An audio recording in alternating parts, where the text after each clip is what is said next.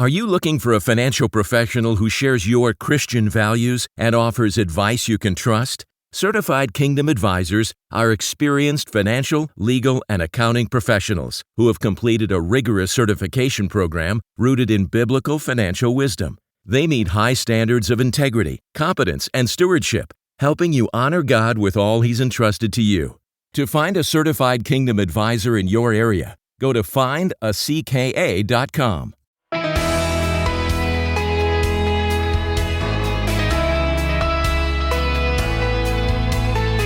When you board a plane, you trust the pilot to get you to your destination safely. Shouldn't you be just as careful about who's advising you on your financial future?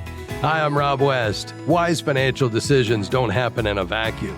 They require wise counsel, but how do you know if the person giving you advice shares your values and convictions? We'll talk about that today, and then it's on to your calls at 800-525-7000. This is Faith and Finance, biblical wisdom for your financial decisions. You know, biblical wisdom and financial guidance should go hand in hand because financial advice is never neutral. Every advisor brings their worldview into the conversation. That's why this choice is not just financial, it's spiritual.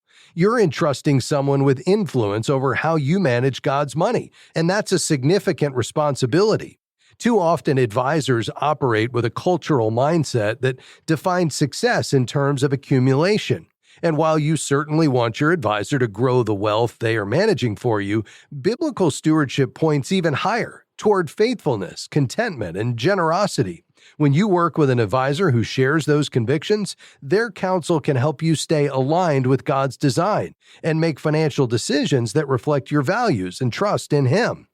Before you start looking, be clear about what you need. Are you seeking comprehensive planning, covering retirement, taxes, insurance, estate planning, and generosity, or just investment management? Do you want a one-time plan or an ongoing relationship? The clearer you are on your goals, the easier it will be to evaluate whether an advisor is a good fit for your situation. Next, ask if your advisor is a fiduciary, legally required to put your interests first, because how they're compensated can shape their advice. Commission-based advisors earn money by selling products, which can create potential conflicts of interest. Fee-based advisors charge fees, but may also take commissions. Fee-only advisors are paid solely by their clients, helping ensure recommendations are truly in your best interest.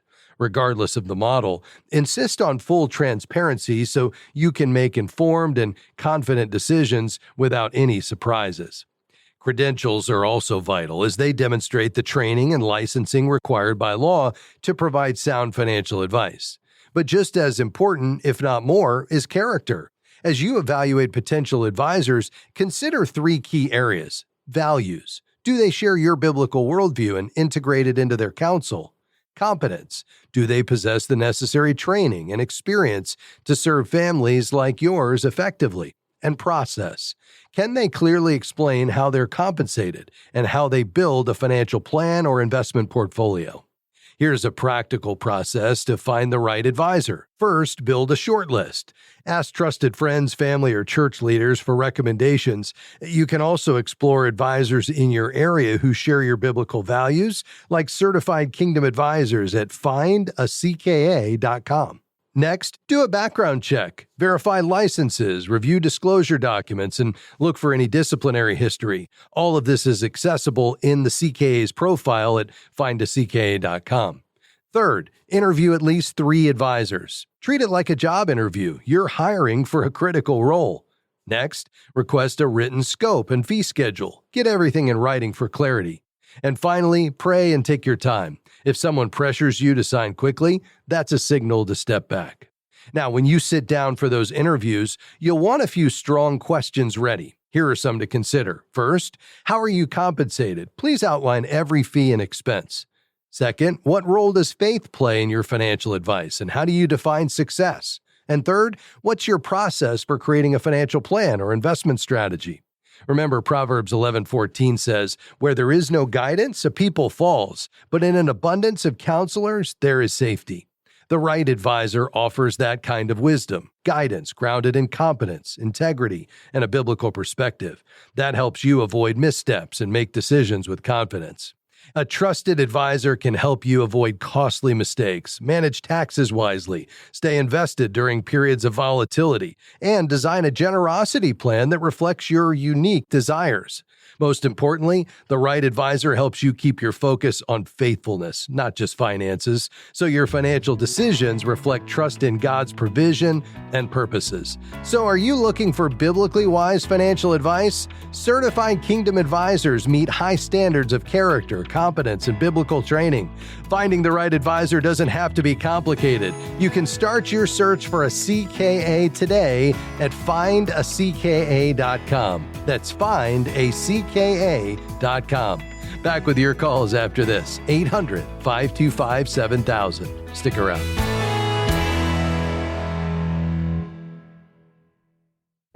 What matters most to you when selecting a financial advisor? Someone who shares your biblical values? How about someone who will take the time to explain your financial options clearly? Certified Kingdom Advisors meet high standards of competence, integrity, and biblical training, equipping them to offer financial advice grounded in God's Word. No more wondering if your advisor truly understands what's important to you. Find a certified Kingdom Advisor near you at findacka.com. That's findacka.com.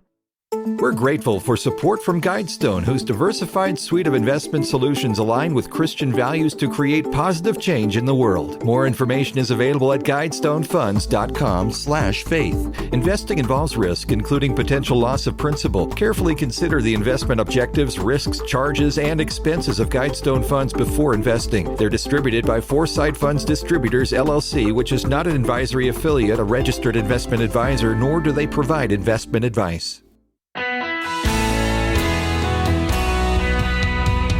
Great to have you with us today on Faith and Finance. I'm looking forward to taking your calls and questions today. Our lines are open. Our team is ready. We only need you to call. The number, 800-525-7000.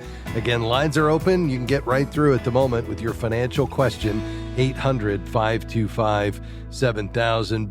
We're going to go to Rochelle driving in Ohio. Rochelle, go right ahead. Hi. Thank you for taking my call. I've appreciated your ministry over the years. Thank you. I have a question about the possibility. I'm looking at the possibility of doing a reverse mortgage. Okay. My husband and I have some credit cards. I think 3 credit cards. I'm actively paying down one very purposefully, and down to about $2,000. And the other ones are come in. Well, I have a second mortgage that is $30,000, and then I have 2 credit cards other than the $2,000. I have 2 credit cards that come to about $12,000, and our mortgage payment is $2,000 a month. We have a ton of equity in our house, but I don't know how a reverse mortgage works, and I don't know how it affects our credit because our credit scores are both like 740, and I don't want to mess anything up. Okay, and we're both retired. We both have had 401k, so we have IRAs now that are over $230,000, and I have actively $30,000 in the bank, and that's just backup in case something goes wrong. And let's see, what else do you need to know? I can't think of anything else right now. Yeah, no problem. But I don't have any idea how that process works and if it'll ruin our credit or whatever. Yes, got it. Great questions. And yeah, I think this could be an option for you all. As long as you're at least 62 and you have roughly 50% or more equity in your home, which it sounds like you are and you do, then this could be a way for you to go. The reverse mortgages of today, which are called a HECM, a home equity conversion mortgage, is the only kind of reverse mortgage I would consider. And it's a government-insured reverse mortgage, and it doesn't directly affect your credit score. Payments aren't reported monthly like a traditional mortgage since you don't make payments. You know, could there be an indirect effect as the lender does a financial assessment, including a credit report check? Yeah, but that's not a big deal, and it would come right back up. It's often a soft pull in many cases, and that doesn't even lower your score. But again, because you don't have to make mortgage payments, there's nothing that's reported to your report. And basically, with this government-insured reverse mortgage, you do have an upfront 2% fee to the FHA based on the amount of the reverse mortgage, and that's going to ensure that you never owe more than the home is worth. Now, in most cases, let's say you just refinanced the existing mortgage. So essentially, when you take out the reverse, it pays off your existing conventional mortgage that you're paying $2,000 a month on. And let's say you didn't take another dime, at the very least, that would eliminate that mortgage payment, because as soon as you refinance the existing mortgage, you no longer have to make a payment ever again. Now, that balance, whatever it is that was refinanced as reverse, would grow over time with fees and interest, and the interest would be variable and follow basically the prevailing rates of today, maybe a quarter to a half point higher at the most. And then whatever equity is left when you move or die, and you and your husband could stay there regardless of who predeceases the other one, you could stay there for the rest of your life. And then at your death, just like if you had a forward mortgage, your heirs would either have to sell the house and then they get the rest of the money, or they could refinance it, which they would have to do even if you had a forward mortgage, and keep the house. Now, the benefit of that FHA fee, though, that I mentioned is, let's say you not only refinanced it, but you also got a check for the rest of your life, which you could do. And let's say the home, instead of appreciating, which just about every house does, it went the other way and it depreciated, and they ended up paying you more than the home is worth. Well, the FHA is going to step in and make up that difference. See, this is non-recourse debt. So every other mortgage, you're personally guaranteeing that if the home doesn't satisfy the balance, you're liable for it, or your estate is. In this case, it's just the value of the home, and any equities that's left will come to you or to your heirs. Now, the three ways you can take the money is, number one, you could just do what I said, refinance the existing forward mortgage, which eliminates the payment, not the taxes and the insurance, but the principal and interest. The second option is you could take a line of credit, which basically says, here's a line of credit, and that line of credit will increase over time as your home appreciates, and you can use it if you want, and you can pay it back, but it's optional. You never are required to make a payment. And then the third option is a monthly check for the rest of your life, which you could do as well. Most people take either refinancing their existing mortgage because that gets rid of their biggest payment every month, so they have more disposable income to use in this fourth quarter of life, or they get a line of credit, or a combination of the two. Does that all make sense, though, to you? Yes. Okay. I do have a question, though. These other expenses I already have, does it make sense to wrap those into a second mortgage or the refinancing of this thing? It certainly could, yeah, because that way it would eliminate all of those things. And as long as you all are committed to kind of living within your income, which it would be a lot easier once that mortgage payment's gone moving forward, I wouldn't want you to get into a cycle of continuing to overspend and then pulling from reverse. But yeah, if you wanted to roll the existing mortgage and your other debts into that initial one, again, you'd never have a payment, but that total balance that you pulled out of the equity of your home to pay off those debts would be increasing with interest and fees. And then at your death, the two of you, or when you sell, it would be repaid out of the proceeds of the sale of the home. Okay, gotcha. So that was my real question, because, well, I didn't understand what a reverse mortgage was to start with, but the second part was that I really wanted to get into a position where I was able to get rid of these, because we are financially okay. I mean, our income versus our outflow every month, I'm still putting money into a savings account every month. So that is not an issue. It's the, paying down these extracurricular. Plus, I really have some repair work and changes that I need to make to the house. My husband is in a wheelchair, and I need to do a bathroom remodel on the first floor so that he can more easily access that area. And I could afford to do that, but I hate to take the cash out of the bank to do that. If I could wrap it all together, then I could actually just pay for it. You see what I'm saying?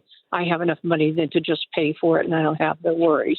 Yes, I think that's exactly right. And that's a very appropriate use of this. Let's do this. Two things. One is I want to send you a book called Understanding Reverse, Simplifying the Reverse Mortgage, that I think will be really helpful that you could read through, you and your husband. And then second, our friends at Movement Mortgage really are the experts here. Harlan Akela joins me usually once a quarter on the program just because he loves Jesus and this is his thing. He's been doing it 30 years. And if you want to connect with them, just go to movement.com. That's Movement Mortgage, movement.com/faith, Faith, and fill out the information. Harlan will get in touch with you, and he can answer all your questions related to your specific situation. Okay? Okay. All right. Thank you very much. I appreciate your time. Hold the line, Rochelle. We'll get your info and get this book out to you. Thanks for your call today. Folks, we have room for a few more questions before we round out the broadcast today. The number to call, 800-525-7000. That's 800-525-7000. Give us a call right now. A quick break and back with much more right after this. Stay with us.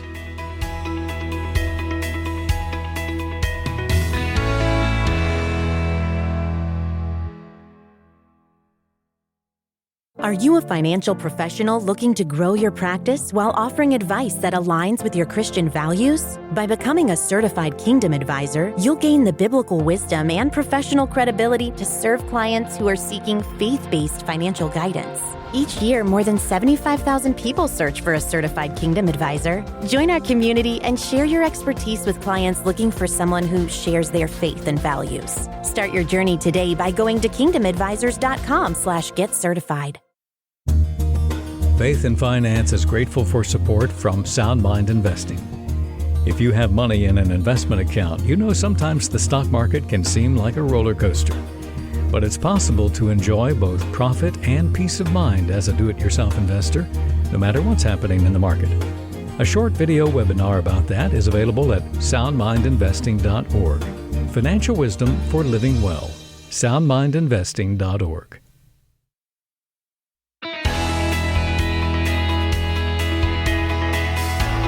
Helping you see God as your ultimate treasure. This is Faith and Finance. I'm Rob West. Hey, are you looking for an advisor who shares your values?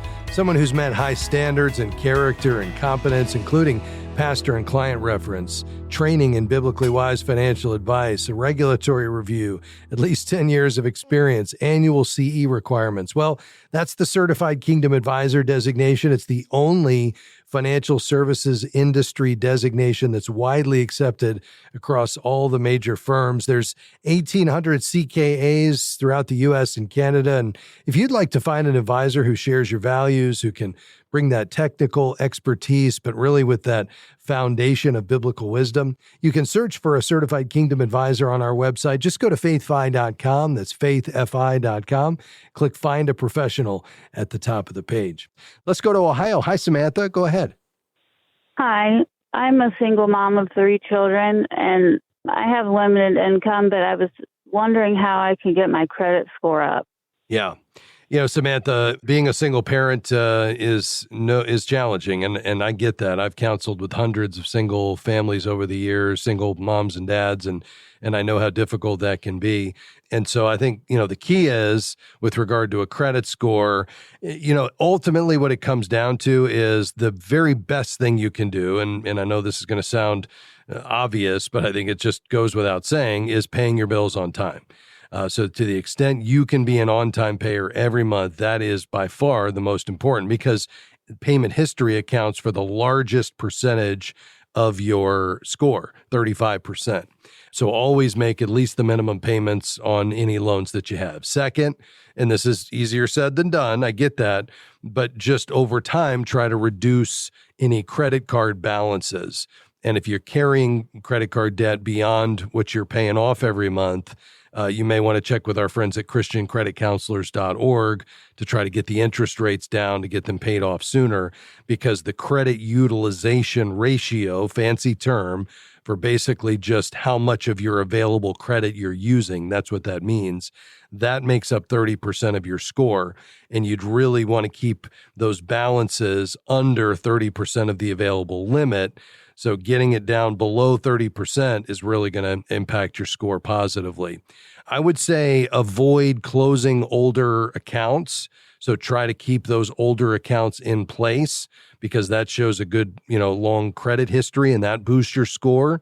Limit new credit applications. So new credit inquiries, which constitute what's called a hard inquiry, where you've asked a lender to evaluate your credit for the purpose of extending you a loan, that accounts for 10% of your score. And then finally, and this was a little more challenging to do, and I certainly wouldn't want you to take on a loan and pay interest just for this purpose, but I'll mention it just so you know that it's a factor. That final factor is your credit mix. And so your credit scoring algorithm wants to see that you have a variety of credit types. So credit cards would be one type. Installment loans, like a car loan, would be another type. A mortgage would be a third type. Having a nice credit mix positively impacts your score. But again, not worth taking on debt and paying interest just to boost your credit score. I just want you to know that's a factor. So I think those are the primary ones.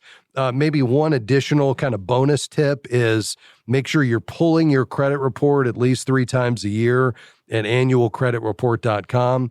And the reason is you're going to want to look for inaccuracies or fraudulent activity from accounts that are not yours and dispute those to get those off if they're there, because those would obviously be pulling your score down. But is that helpful to you, Samantha? Yeah. What was the name of that place you mentioned that could help me with my debts?